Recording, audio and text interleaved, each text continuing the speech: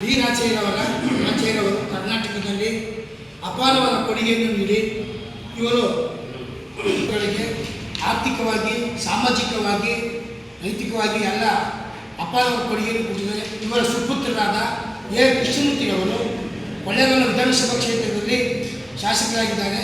ಈ ಹಿಂದೆ ಸಂತೇಮರಳ್ಳಿ ವಿಧಾನಸಭಾ ಕ್ಷೇತ್ರದಲ್ಲಿ 2 ಬಾರಿ ಶಾಸಕರಾಗಿ ಇವರು ಅಪಾರವಾದ ಕೊಡುಗೆಗಳನ್ನು ಜನಸಾಮಾನ್ಯರಿಗೆ ಮಾಡಿದ್ದಾರೆ.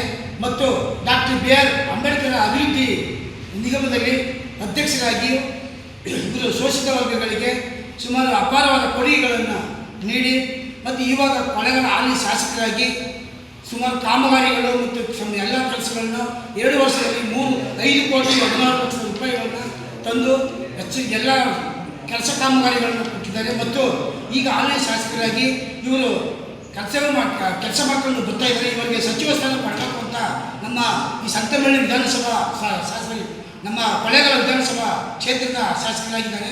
ಇವರಿಗೆ ಸಚಿವ ಸ್ಥಾನ ಪಡಬೇಕು. ಮತ್ತು ಇವ್ರಿಗೆ ಕೊಡಲಿಲ್ಲ ಅಂತ ಪಕ್ಷದಲ್ಲಿ ಕಾಂಗ್ರೆಸ್ ಪಕ್ಷದ ವಿರುದ್ಧ ನಾವು ಉಗ್ರ ಹೋರಾಟವನ್ನು ಮಾಡ್ತೀವಿ ಅಂತ ಜಿಲ್ಲಾದ್ಯಂತ ಹೇಳ್ತಿದ್ದೀನಿ. ಮತ್ತು ಇವರು ಹೆಚ್ಚಿನ ರೀತಿಯಲ್ಲಿ ಚಾಮರಾಜನಗರ ಜಿಲ್ಲೆಗೆ ವಿಶೇಷವಾಗಿ ಅನುದಾನ ತಂದು ಅಭಿವೃದ್ಧಿ ಪಡಿಸಬೇಕು ಅಂತ ಈ ಮೂಲಕ ತಮ್ಮಲ್ಲಿ ಮಾಧ್ಯಮ ಕೇಳ್ಕೊತಾ ಇದ್ದೀನಿ.